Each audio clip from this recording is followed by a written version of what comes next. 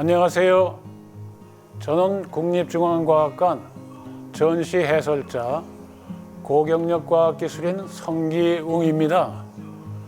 오늘은 국립중앙과학관 과학기술관 화학전시 코너에서 화학세계에 대한 심층 해설을 해드리겠습니다. 우주에서 탄생한 원소에 대한 얘기를 해볼까요? 과학자들은 대부분 생명을 이루는 원소를 비롯해서 자연 상태에서 존재하는 93종의 원소가 지금부터 137억 년 전에 우주 대폭발에서 생성되기 시작했다고 주장을 하고 있습니다.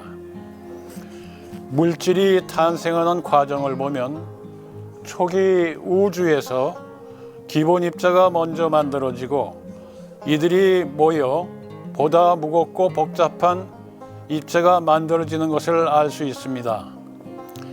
빅뱅 이후에 원소가 만들어지는 과정을 살펴볼까요?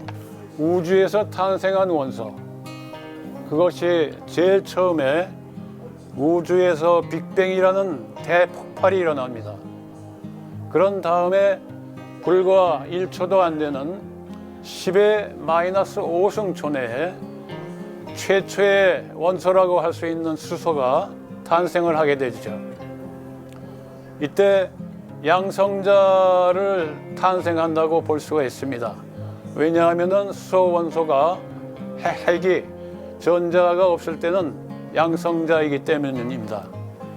그 다음에 중성자와 전자가 만들어졌어요. 그리고 3분이 지났습니다. 이어져서 원소가 생성을 하는데 수소 동위 원소에서 중수소가 만들어지고 중수소가 삼중수소를 만들고요. 그 다음에 헬륨까지 만들게 됩니다. 여러 가지 원자 핵이 만들어지는 시발점이 되죠. 그런 다음에 쭉 지난 다음에 38년이 지나는 과정에서 중성 원자가 생성이 됩니다. 우주의 온도가 무려 수십억 도 이상의 높은 온도에서 서서히 식었죠. 그래서 3000도 켈빈이 될 때까지 그때부터 원자 핵과 전자가 결합하여 플러스와 마이너스가 한데 모여서 움직이는 중성의 원자라고 하는 것이 형성이 됩니다. 이 전까지는 원자 핵 그리고 전자만이 존재했었는데 이제는 그 둘이 모여서 원자라는 형태로 만들어집니다. 가장 간단한 원자였던 수소 원자 핵이 수소 원자로 바뀌고 헬륨도 마찬가지 원자의 형태를 갖게 됩니다. 세월이 흘러 3억 년 내지 4억 년이 돼갑니다. 그럴 때 별이라는 것이 생성이 되는 단계에서 일정한 온도가 되면은 핵 융합 반응이 일어나게 되죠. 핵 융합 반응은 원자 핵이 결합하면서 더 무거운 원자 핵으로 만드는 그 과정을 얘기합니다. 그래서 별의 질량에 따라 여러 가지 원소들이 만들어졌어요. 탄소, 질소, 산소, 플로린, 네온, 나트륨, 마그네슘 쭉 나오고 있어요. 한번 기회 있으면 와서 꼭 보세요. 그리고 또 우주의 나이가 점점 이제 세월이 흘러서 초신성 폭발이라는 현상이 일어납니다. 질량이 커다란 별이 최후의 순간에 붕괴하면서 폭발하는 것을 초신성이라고 하는데 이때 폭발의 충격에 의해서 온도가 급격히 올라가면서 더 무거운 원소들이 생성이 됩니다. 여기에는 코발트, 니켈, 갤륨, 게르마늄, 세레늄 여러 가지 원소들이 쭉 생성이 돼서 수많은 원소들이 이제 탄생이 돼서 생성이 덜 된다고 할 수 있겠죠. 결국 이 원소들이 폭발 때 흩어져 가지고 자기네끼리 모이기도 하고 또 서로 충돌해서 하나의 덩어리를 만들어 가지고 행성이 되고 태양이 되고 은하계가 되고 이러한 것을 형성합니다. 우주에서 탄생한 원소들이 흩어지고 모이고 해서 지구를 이루고 지구에서 인류가 태어난 이후에 우주에서 만들어진 원소가 과학자들이 발견해낸 원소의 총 개수가 118개라고 합니다. 이들은 우주, 지구, 자연, 생물, 무생물 등 모든 물질을 구성하는 가장 작은 단위의 형태입니다. 그러한 118개, 118개 이 원소들을 쭉 모아놓고 서로 비교를 해봤더니 어떠한 주기성을 갖고 있다는 것을 알게 됐어요. 각 원소들이 갖고 있는 주기성을 기준으로 해서 모아놓은 표다 해서 주기율표라고 합니다.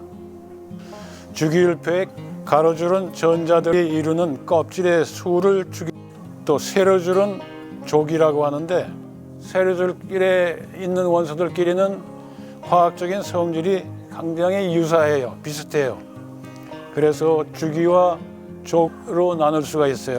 이 주기율표는 각 원소의 크기와 이온 반지름, 핵전하와 가림 효과, 이온화 에너지 등 다양한 원자핵과 관련된 그리고 전자에 대한 물리, 화학적인 특성을 쉽게 예측할 수 있게 해주죠.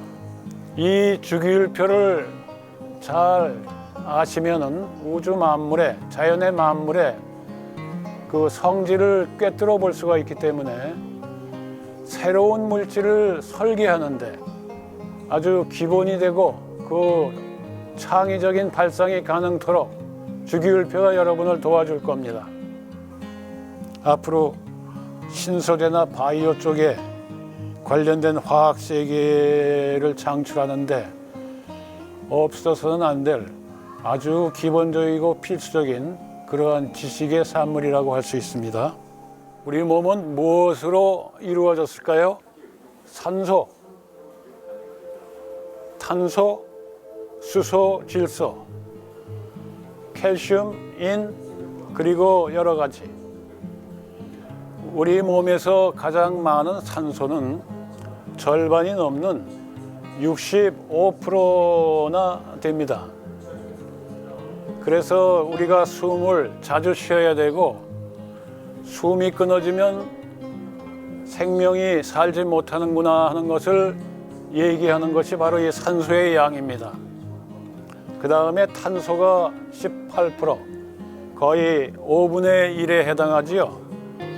나머지 수소, 질소, 칼슘도 그보다는 작은 양이지만은 우리 몸을 이루는 중요한 원소로 되어 있습니다. 그 중에 아주 작은 양이지만 또 꼭 필요한 것들이 여기 쭉 써 있죠. 미량 원소라고 해서 1.5% 정도 차지하고 있어요. 나는 어디서 왔을까? 우주 대폭발에서 생긴 원소들이 지구를 형성했고 그 형성된 원소들이 우리 몸을 이루고 있어요. 결국 우리의 최종 고향은 어디라고 할 수 있겠어요? 우주의 수많은 별이라고 할 수 있죠. 저 별은 나의 별, 저 별은 너의 별이라는 그 문학적인 동요 같은 것들이 너무나도 과학의 그 일면을 갖고 있다는 것을 알 수가 있습니다. 생명이 없지만 자연에 흔하게 깔려 있는 금속에 대한 얘기를 한번 해볼게요. 우선 탄소광이라고 하는 것은 철에다가 무엇을 넣었더니 철보다 훨씬 강하고 녹 잘 쓸던 철이 녹도 안 쓸게 만드는 합금이 된다는 얘기입니다. 0.02% 이상 넣습니다, 탄소를. 그래서 탄소가 많지는 않기 때문에 저탄소 강이라고 합니다. 그렇게 되면은 갑자기 얼마나 강도와 경도가 늘어났습니까? 4마디에서 7마디죠. 7마디로 늘어났어요. 그래서 철판을 만드는 데도 쓰고 철근을 만드는 데도 써요. 건물을 지을 때 철근 넣죠. 콘크리트 넣기 전에 단단해지라고요. 자, 조금 더 넣어볼까요? 아까보다는 10배 정도 많은 0.02%대에서 0.2%대 이상으로 넣어봤더니 더 강도와 경도가 높아졌죠. 그래서 아주 강하게 만들기 때문에 예를 들어 시계 같은 거 있죠. 1년, 2년 계속 돌려면은 닳지 않아야 되는데 그거를 견뎌낼 수 있도록 강도와 경도를 유지해 줍니다.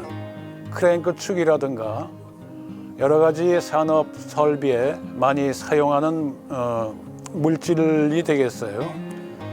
원소 2개를 합친다는 것이 별거 아닌 것 같아도 엄청난 그 장점 가져다 주죠. 0.5% 이상을 넣었어요. 물론 그 이상 넣을 수도 있습니다.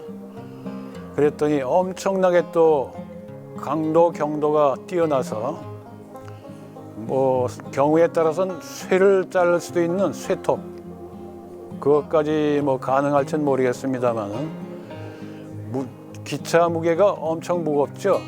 그거를 견딜 수 있는 철도 레일을 만들 수 있어요.